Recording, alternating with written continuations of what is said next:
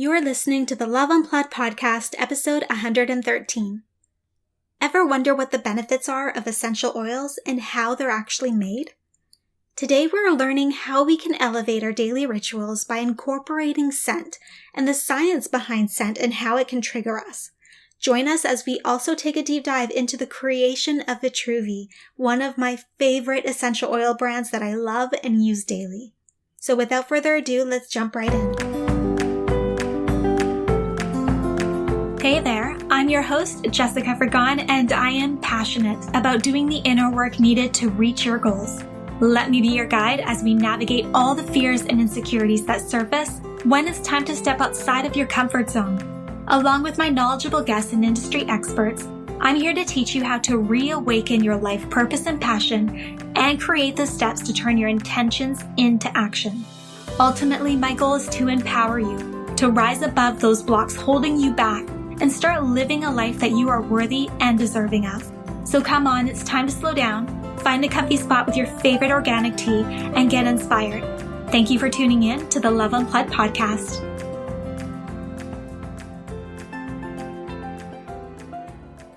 Hello, loves. Today I am joined by the lovely Sarah Panton, co-founder and CEO of Vitruvi, a Vancouver-based essential oil brand and company that has thoughtfully created a line of products designed to elevate our wellness practice. She has also authored the book Essential Wellbeing, which provides over 100 recipes on how we can incorporate essential oils in our beauty, body, and home rituals. And I am such a huge fan of essential oils. I've been using them for the majority of my life. I can't even remember when I first started using them just because they've always been a part of my life thanks to my mom. So I'm just so honored to have you as my guest, and I'm so excited to learn all about your story and advice, Sarah. But before we start, for those that don't know you yet, I would love for you to share a little bit more about you personally. Well, I am so happy to be here and so excited that we finally got to connect. And likewise, I'm such a fan of what you built and the intention that you put into both your interviews and the content you create. So, I mean, that was a very kind introduction. I think you covered a lot of the bases. But I'm Sarah. I still live right now. I'm actually on Vancouver Island, where I grew up, in my home in Tofino, and I've been here for a little while, as it is a strange time in the world, and we're working from home. Other things to know about me: I'm trying to get better at baking. I've recently bought a sewing machine, so we'll see how that goes. And I have a dog who I think is sick of me after about 9 months straight together. So that's where I'm at right now. I really wonder what dogs are thinking right now. They're like, okay, are you ever going to leave? Yeah, the codependence is at a new level right now. So we just got back from a beach walk. Yeah, she's sleeping. Tofino must be incredibly beautiful right now. I just love it in this type of a season where there's like storms and like more of a cloudy feel to it. And I would just love to live there right now. We got some sunshine today, so it's a happy day here. It's been pretty rainy. Definitely feels like a rainforest. Did you guys get snow yesterday? Because the lower mainland did quite a bit. No, we didn't get any snow, but I saw it. Someone just sent me some crazy videos of like snow on the mainland, which is kind of nuts. Mm-hmm. Perfect time for the winter right now with the holidays coming. So I want to start at the very beginning. What was your journey like leading up to creating Vitruvi? Oh, I mean, so I grew up on Vancouver Island, like I just mentioned, in a farming community, and was really interested in like natural. And our mom, my brother is my co-founder and business partner. Our mom was a teacher and just like really into natural and organic before it was cool.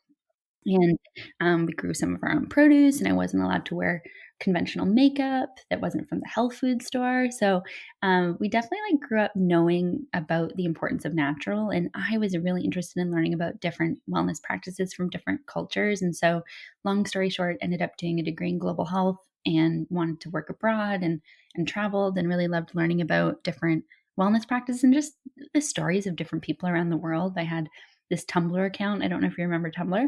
Yeah.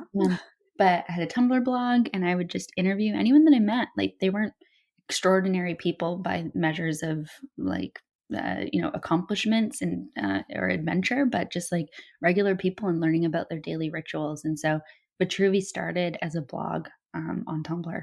and then a blog on WordPress, and then now a company. So I can fully say that it's completely a passion, and I still go to the office every day. I mean, when we were at the office and work with the team every day, and it's just like, wow, I can't believe we all are doing this. It's pretty surreal. Now, what sparked your interest in essential oils specifically?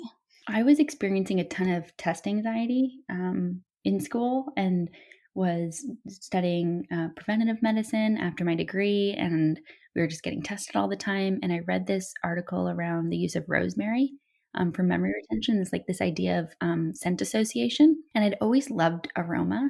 Every year for my birthday, I would buy myself a perfume from the Shoppers Drug Mart department in the small town I lived in. And so one year it was like Marc Jacobs Daisy, and another year it was Prada. And I would just have sort of like a signature scent for that year. And it was like a way that I kicked off a new birthday. And just little ones, I would just buy like the small little sample ones. And so I always loved the importance of aroma and the idea of scent being tied to a memory and a moment in time, like a timestamp. And I started creating this blend of essential oils to study with, and I would use it when I was being tested because the brain likes familiarity, and aroma can act as that familiar kind of moment in time. And so started blending, creating different aromas, got really interested in learning about the home fragrance space and how toxic it had been, and it is still to this day, of how we're scenting our homes with fragrance based products, and started creating natural alternatives. Amazing. I love that you grew up with the natural products because my mom was the same and she was always just kind of pushing everything natural, and I was always fighting it when I was young, and I didn't get an appreciation for it until I got into my late teens and my early 20s, where I really understood the value and how harmful some of the other things can be in our lives. Yeah, or even just like, I'm a firm believer that, I love makeup, but some of the new green beauty and clean makeup brands are actually beneficial to your skin when you put it on in the morning. And I think Mhm. for centuries, we've put things on our face or on our bodies or in the air that mask things and that are inherently toxic or not good for you. But now, clean beauty, clean body care, clean air care is actually beneficial to your body, your skin, your air, and makes you look or smell or feel great. Mhm. Now, I read that you decided to take a year break from school to try Vitruvi full time. Did Mhm. you have any fears of kind of stepping away from that you had to work through, going into full time with Vitruvi? Yeah, no, I mean, that's a really good question. I think this is like it's a good reminder that I think it's crazy that we have to make all these decisions in our teens and high school about what we're going to do. And I grew up in a small town. I didn't know about the world of business. My parents weren't in business. We didn't come from a family with any experience in that. And I just decided, I think I want to be a doctor. And I worked really hard to do my pre-med prerequisites. And by the time I got there, I honestly didn't love the community, didn't resonate with anyone. I wasn't inspired by my teachers. And it took kind of just checking my ego and saying, hey, why am I doing this? And it was during that time I had met an amazing mentor, and they heard about this site I was building, and I decided to go on a 1 year leave. And it's something I've talked about before with entrepreneurs. And I think it's been glamorized that you sort of quit it all and jump in with 2 feet. And I personally can only speak from my experience, but I don't think that's smart because it can put so much pressure on what you're doing, and you won't make the right business decisions for longevity, and you'll start panicking because you have to pay rent or pay your Mhm. office space or employees. So I took a 1 year leave, and it was a great litmus test, because if it didn't work, I was just going to go back to school. And I didn't like school, and so it was a huge motivator. I still think I wake up with a little bit of anxiety every day that I'll have to go back, even though I know they wouldn't take me at this point. It's been many, many years. It's been like 7 years. So yeah, I think it's good to give yourself a time frame to really put the gas on things, but know that you have a backup or a second hustle that you're doing as well. I love that you mentioned that, it's a good idea to set yourself up that way to be able to try it and not have to go into it with all that fear and stuff like that kind of building up, because you need to meet your bills and your deadlines and all that stuff. And then you start making decisions out of a place of fear and a place of lack, because now you're starting to question things as well. If you're even successful, if you're doing as much as you should be and all that stuff. So I love that you brought that up because a lot of people do go into it full time and it does kind of set them up to fail in some way. And it Mhm. takes the joy out of the process a little bit, I find. Yeah, I mean, the way that I did it was I was working 2 other jobs. I was doing, like, social media management for another company, copywriting for another one in New York. I found this other company, there was, like, a website that had just odd jobs for online content work, and so I was working in 3 different time zones, and that's how I was paying my bills for the first 2.5 years of the company. Sean and I didn't pay ourselves, and I think that's a really great way of, like, you have a finite amount of time in a day. You need to be hyper focused at adding value at every moment that you're working on your business and to not be expect to be paid. I mean, we paid our first 2 employees before we had paychecks from the company. So Wow. just really having that distance from it and knowing that you're building a solid foundation is really important. And it only gets harder. So you should be able to do, I mean, I shouldn't say shoulds, but doing 3 side jobs and building the company is no different than really what my job is like today with different Mhm. facets of the company that we're juggling. That makes sense. You need to get used to wearing multiple hats and to have many things that you're juggling at the same time because that's what Mhm. it's like being an entrepreneur. So that having those side hustles in addition to you working your business is just going to help you develop those skills to be able to handle all that.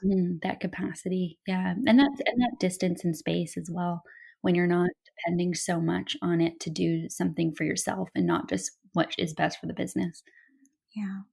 Now, when you finally decided that, okay, you're going to go full time, this is it, it's working, and you're going to leave medical school, what helped you muster up the courage, even though you didn't want to go back to medical school? I mean, that was still something that you were working towards, right? So you had invested some kind of energy and, a lot of work into that. And now you're kind of moving away from that. Mhm. I mean, it was a little painful to see how many student loans I had, and and then I was walking away, but, it was honestly a pretty easy choice at that point. We were in over 100 major retailers. We were hand bottling products still, even for Nordstrom. We had built our first website. It just really felt like there was momentum around the company, so it was a Mhm. pretty easy choice, but very scary still. Everything was still very, very, very unknown. How long did it take for you to finally feel comfortable with that decision? Um, I that's a good question. I think I did right away. Yeah, I haven't looked back. Amazing. Now, you co-created this business with your brother, so I'm super interested in that. Was he interested in essential oils? Like, how did he come on board with this blog and whatnot that you were creating? And how has it been working with your brother alongside each other, creating this amazing company? And how do you structure your roles so that you Mhm. guys are able to shine in the areas that you are the strongest? It's pretty intuitive. Like I said, we grew up in a really small town, so there was very few people to hang out with. So from a young age, it was just the 2 of us, and we sort of said, "Okay, we're gonna need to be friends, or this is gonna be really boring." So we've always really gotten along. He had actually moved to Vancouver. I had been there for a couple years, and he was living with me for a little bit, and that's when I was writing the blog, and we edited videos together and, like, built a website. His caller ID is still our first office setup that was in our kitchen with like 4 mismatched monitors and like the microwave in the background. It's still our caller ID. But yeah, I mean, we have pretty complementary roles. He really has grown the business and matured it from an operational standpoint. He's just so smart and has such incredible business just instinct and is just a really straight speaker and really talented at what he does. And also has incredible design fortitude as well. Like he really thinks about design, and I really trust his opinion. And I lead our marketing, product development, and content arms of the company. So I flex and work with forecasting and finance when we're planning for the year, and he as well when we're doing larger brand moments will always be a part of that as well. That sounds like you complement each other pretty Mhm. well. Couldn't have built Vitruvi without Sean. Or I think having a co-founder is really important if you're able to find someone that you really trust and that has your back. I think that's one of the biggest assets you can have. I think it's a really, really can be really lonely and you got to deal with a lot. So having someone that you trust that you can talk to is really important. How do you guys handle disagreements in the business? So just coming from a perspective of, a lot of people will go into a business with a partner and you don't always agree, and that's totally fine. That's completely normal. So Mhm. how do you handle that so that you're able to keep it moving forward? Mhm. Most things we agree on. Like most things, because it's really just about when you make it just about the company, not about Mhm. yourself, most things are pretty easy. Like most things make sense.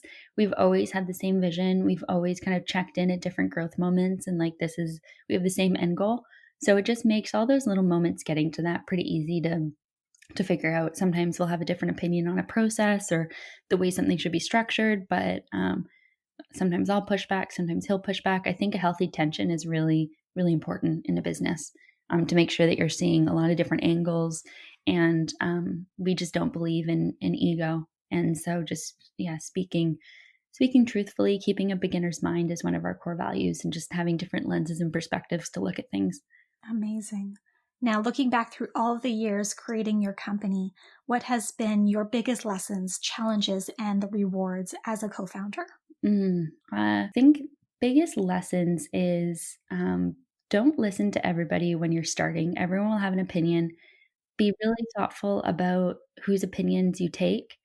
And it's easy when you're starting out to think that everyone knows everything except you. And that's not true. I think everyone's just figuring it out as they go in life and business and work.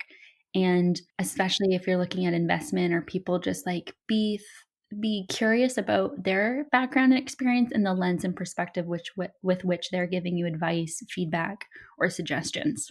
And then I would say also be aware of who is your like inner support system and who you do want feedback from. And that inner support system to me is like my closest girlfriends, my mom, my dad, my brother, like just people that love you and just want you to win. And Mhm. then also having great people on the periphery, kind of like one ring out, that have that vetted experience that you can get real feedback from on your business, the good, the bad, what you can do better, the stuff that doesn't always feel so good. And then the outer ring is like people that are like, "You're crushing it. You're doing it," like, and they just don't have a clue because they're so far out of the circle that everything just looks all buttoned up. So, be aware of what you need at different moments in time. So that's a big lesson. And then biggest challenges. Growing is really tough. Growing is scary. Challenges, logistical challenges of just like how to scale a business has been a huge challenge. Right now, my biggest challenge is what does the workplace look like in the future? I know everyone's talking about that, but we have such an amazing team, like just the coolest people, and this big, beautiful designed office space. We love spending time together. There's office dogs. There's coffee. I get to work with just, I think, the most talented people, definitely the most talented people in Vancouver. So I'm really having a hard time being away from everybody and just looking at how do we create that energy still virtually. And biggest reward as a co-founder, easy, getting to work with awesome people. I think that is, if you get to work with people every day that you respect and you admire, then you're winning. And also our customers. Our customers are really freaking cool. They're so nice. They're so dialed. They're just like really interesting. It's fun. It's fun getting to make products for them. I get excited to see what people think of stuff when we release it. Those are just such key learnings and challenges that I think a lot of people are struggling with now as well. And I totally agree with you on the reward. It's all about the people. Mhm. Oh, for sure, and I think that, like, not to talk too much about COVID, but I think that's just what I've seen in my personal life, in, my work life, just the people that you are with and the relationships you invest in are so, so critical. Yeah, 100%. I found it very interesting that you're concerned about creating that same energy working from a distance because, I mean, even with my day job, we've all had to work remote. That's just the way it is right now with Mhm. COVID. And that's what we're constantly looking at as well, is making sure that that energy, that team atmosphere, the culture is still there, even though we're all separated right now. And it is a struggle, but it's very it's very interesting looking at it from that perspective now and kind of flipping the script a little bit. I love that you're thinking the same thing. It's like we've done so many shoulds. Like, this is what a productive day looks like. This is what a day at the office looks like. Just reframing what that looks like and reframing how we acknowledge people, show appreciation, connect with people. Mm-hmm. Just something I've been thinking a lot about. So if you come up with anything else, let me know. We can chat Sounds again. good. Now, stepping into the entrepreneur's shoes, what is something that surprised you that you didn't expect? Maybe it's many things, or maybe Mm. there's one key thing. Yeah, I mean, what is something that surprised me that I didn't expect? I don't really consider myself an entrepreneur, to be honest. Really? Yeah, I don't know. I What do you consider yourself? I don't know. I don't really consider myself anything, like Sarah. I like making stuff. I love thinking about creating worlds for people and a place for them to escape to or to be inspired by. I never expected to be an entrepreneur, so I guess I can't really answer this question. I didn't have any, I didn't decide to go into business. I didn't decide to be a quote entrepreneur. So I'm not sure. I had no expectations. It feels like you're coming from a whole different perspective. Like it's about the customers, it's about the people that you're serving. It's not about you, No, yeah, no, not at all. which I think is absolutely key when you're creating a business, whether it's selling products or services. It's not about you, it's how you're serving. Absolutely. Yeah, our customer and our customer experience team is the most important part of the business and really the only meeting that we have with all Sean, myself, our other VP of that. We take that feedback so seriously and get a full report every month. So you're of service to them. So that's really the business I'm in. Now, based on everything that you've learned starting your business and building it and scaling it and growing it to what it is today, what would your advice be for somebody that's just starting their own journey creating a business? Mm, I would say take some time to think about what success looks like for you and reflect on that, journal it, go on a walk, think about. And I think something that's really helped me over the last 6 years is I have these sort of like 30-second movie moments in my head of things that are like, wow, when we get there, that'll be a big moment. And it's such a long process, and there's no roadmap. There's no, this is going to happen, and then you're going to get a promotion, and then this is going to happen. So, having a clear picture of what success looks like for you, I think, is great for your mental health. It's great for your business health. And then when you get to those little moments and you know what you're working towards, you can take a moment to really celebrate and take a beat and reflect on all the work that you put into something. 100%. Now, what does success mean to you? For sure. I mean, our end game goal is really to help people understand and create the biggest and most beautiful air care company that's existed, to become a product that's in every home, that helps people start their days and create moments in time and shape the air around them and understand the benefits of scent and of scenting their homes. So that's what gets me excited. But the little moments along the way, the little moments of success, like when an order shipped that I hadn't packed, that was a big moment. That was huge. That was a movie moment. The Forbes list was a movie moment, and Fast Company Innovative Companies team celebrating that with the team was a moment. And then walking into an office with a group of people, getting our first espresso machine at the office, that was a huge moment. Like, it's just these tiny things that when they happen, you're like, yeah, okay, I'm on the right track. Yeah, 100%. Now, working from home, this changed everything, especially for me this year. It's been very different than what I thought it would be. I've always wanted to work from home, and now that it's here, I've really struggled with balance. Finding that balance of, keeping work separate from my life, or, making sure that I'm not working too much because it's just always here. So what has that looked like for you? What does balance mean for you in your life right now? I have a different opinion than you. I don't believe in balance. I believe in synergy. And I mean, the first 3 years of the company, I worked my butt off.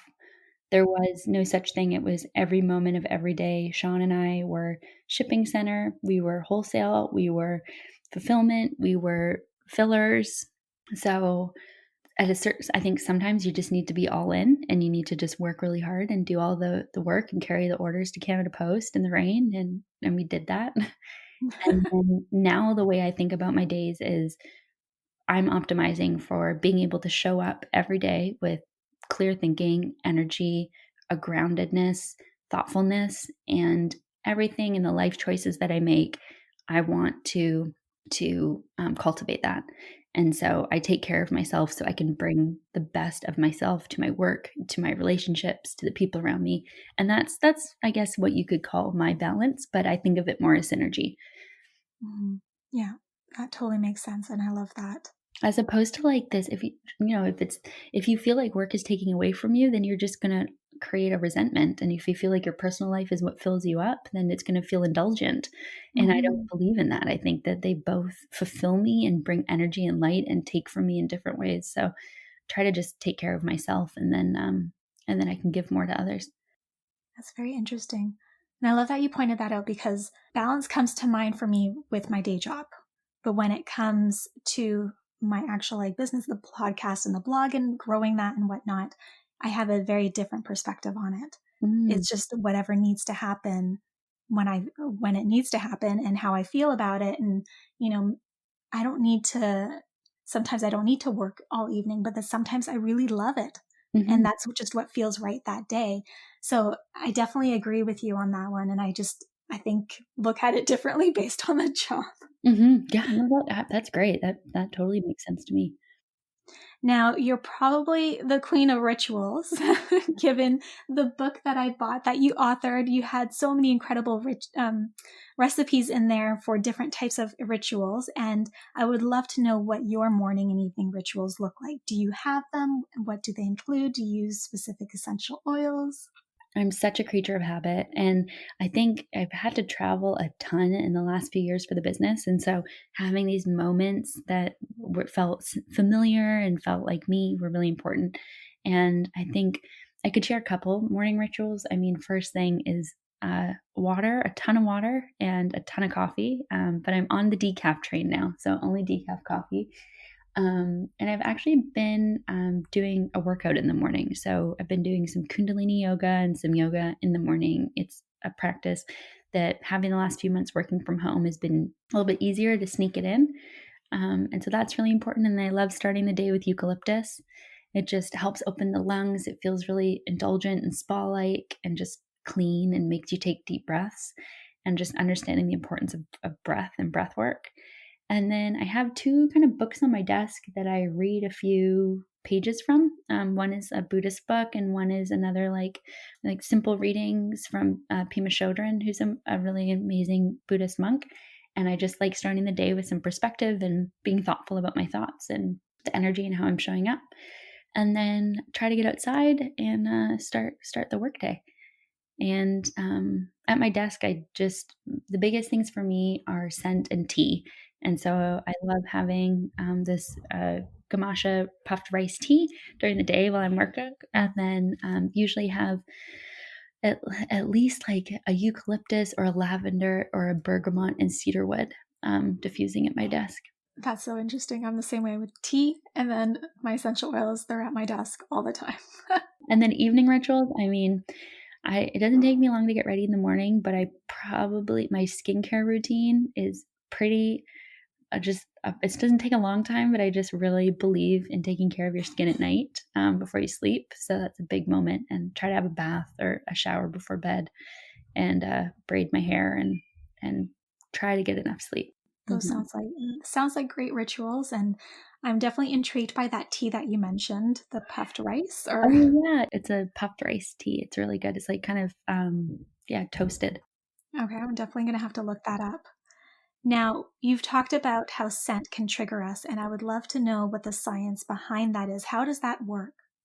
So scent goes to part of the brain, the amygdala, that it triggers memory, and so it's the reason why we can walk into a home and feel like we're home, or smell an ex's cologne without even knowing it. And the thalamus, just like, is the part of the brain that like feels memory, and doesn't know why yet. And so it's just like a visceral reaction. So scent is just a beautiful way that we can use one of the most powerful of our senses and create a feeling of control and familiarity and home in a space. And so I love to think about the ideas that we can shape the air around us and the way that we're breathing in and help us create ritual through aroma and help us really, it's like the finishing touch in every room. To me, if you walk into a room that smells great, sometimes you're not even aware of it, but it changes the way you show up or the state that you're in when you're in that space. Mm, yes, definitely. Trying to use the same one when you're at your desk for a week is a nice way to start. The brain just it's lazy and it likes things that are the same. So scent is so easy and powerful to do that, and something I like playing with throughout the day. Now, I want to take a deep dive into the essential oils with you. So, I want to learn the origin of them. So, where do they come from? How do they get created? And then, what are the benefits that we can expect from using them? Yeah, and so essential oils are the products we use for our home scenting products, and they've been used for centuries, from before even the first perfumes were made in France. That's really what the first home fragrance and the first personal fragrance was. And so the way that we use essential oils, the way they're made, is through two forms: steam distillation and cold pressing.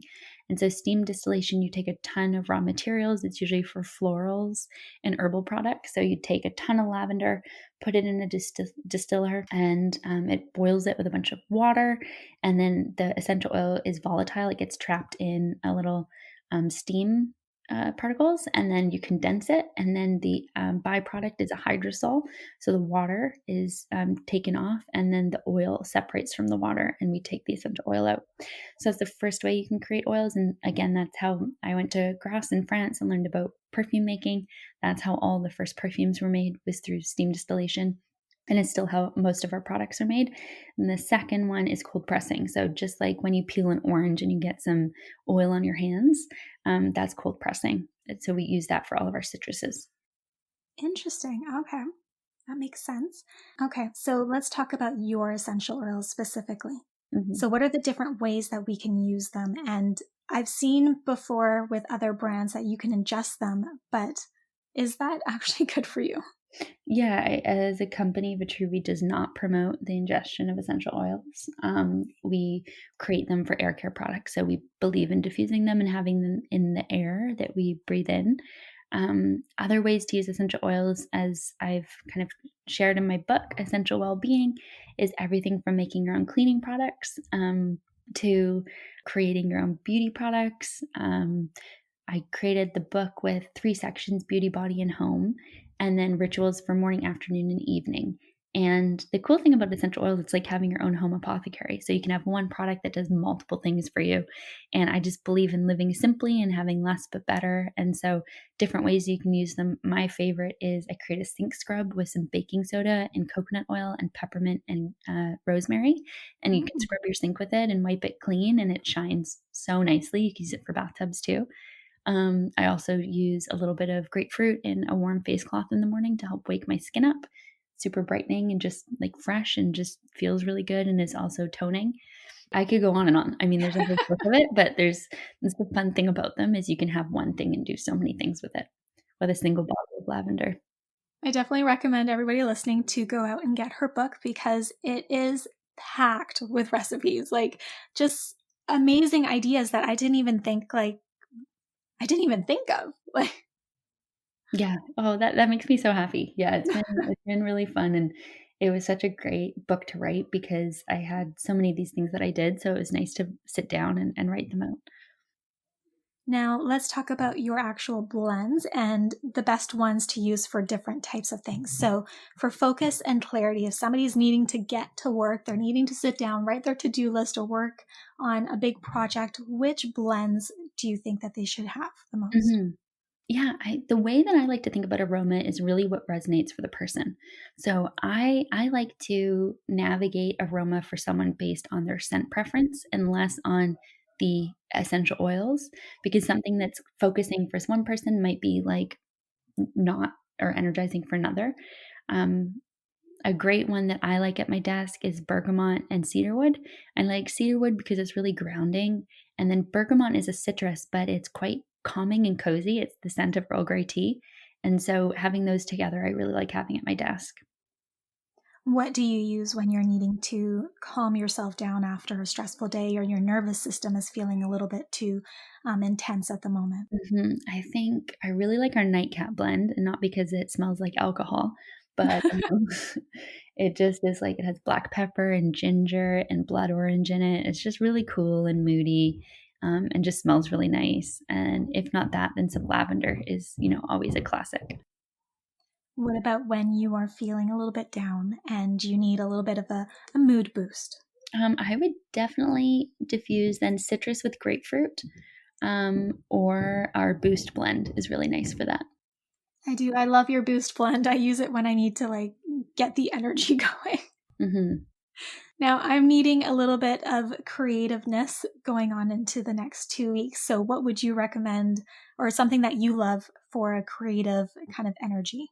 I really like diffusing our ceremony blend, and it has Palo Santo in it, and I made it because I wanted, like, a smokeless incense, and so it's Mm, great for just getting in the zone and cultivating a creative space around you.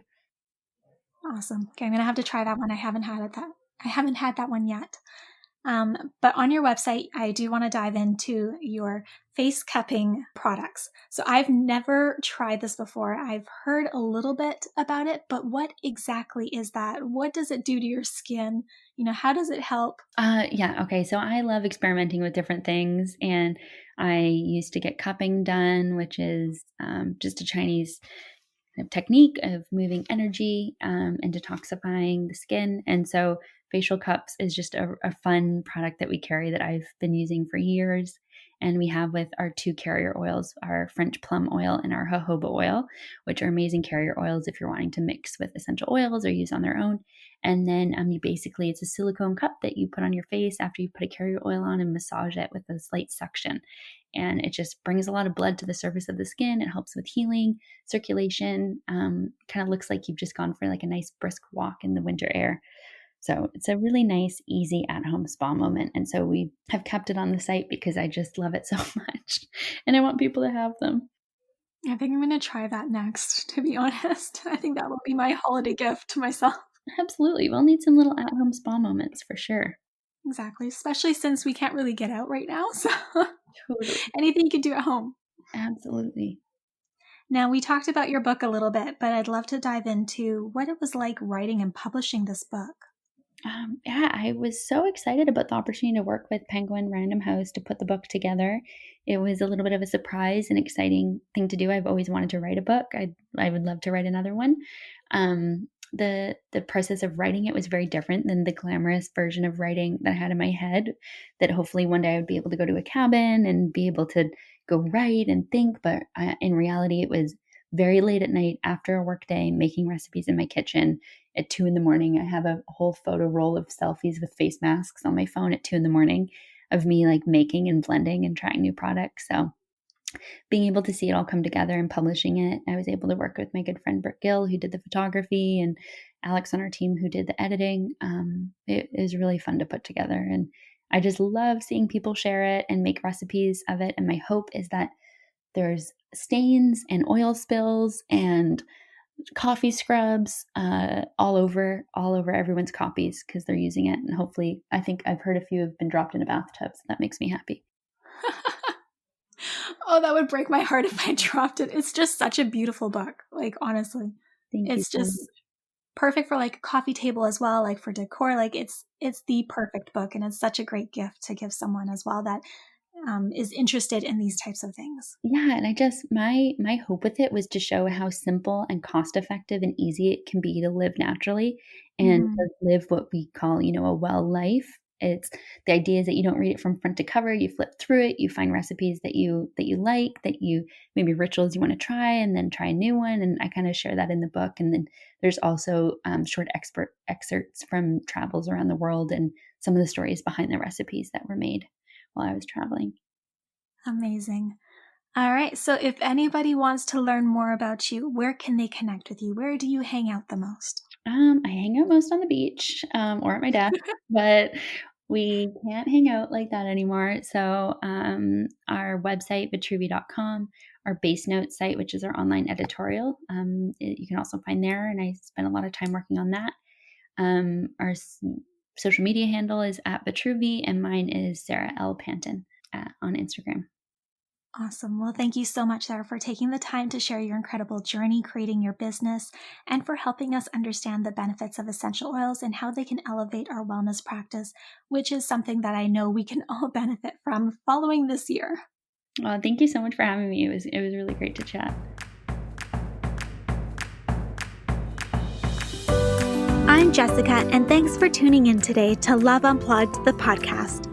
If there are any questions or topics you'd love answered on the show, head on over to www.projectloveco.com and share your request with me. If you haven't yet, go to iTunes and subscribe, rate, and review this podcast and share it with a loved one. Your feedback means the world to me, and the community we've created is what fuels our discussions here. After all, this is all for you.